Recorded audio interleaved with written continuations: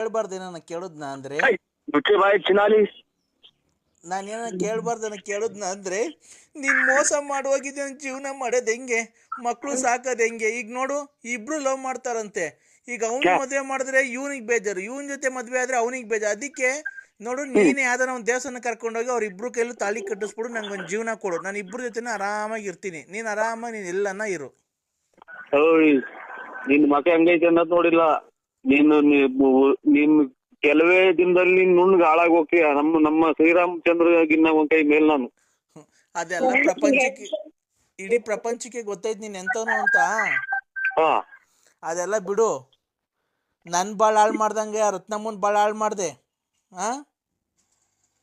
Hello, ಹಿಂದಕ್ಕೆ ಎಳಿಬಾರ್ದು ಬುಗುನಲ್ಲಿ ಕೆರೆ ನೀರು ಅಲೆ ಸುದ್ದಿ ಕೆರೆಗೆ ಹೋಗೈತೆ. ಅಲ್ಲ ಮತ್ತೆ ಶ್ರೀರಾಮಚಂದ್ರ ಅಂತೀಯಲ್ಲ ನೀನು.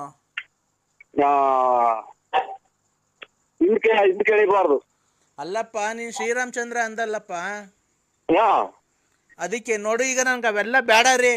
ನನಗೆ ನೋಡು, ಅವತ್ತು ನಂಗೆ ಮಗು ಹುಟ್ಟಿಸಿದ್ಯಾ, ನಿನಗೂ ಒಂದು ಬೆಲೆ ಕೊಟ್ಟಿದ್ದೀನಿ ಇಲ್ಲಿವರೆಗೂ. ನೀನು ಯಾವತ್ತನ ಒಂದು ಒಳ್ಳೆ ದಿನ ನೋಡಿ ಗಳಿಗೆ ಹೇಳಿ ಅವ್ರಿಬ್ರು ಹುಡುಗರ್ನಾಗ ಪರಿಚಯ ಮಾಡ್ಕೊಡ್ತೀನಿ.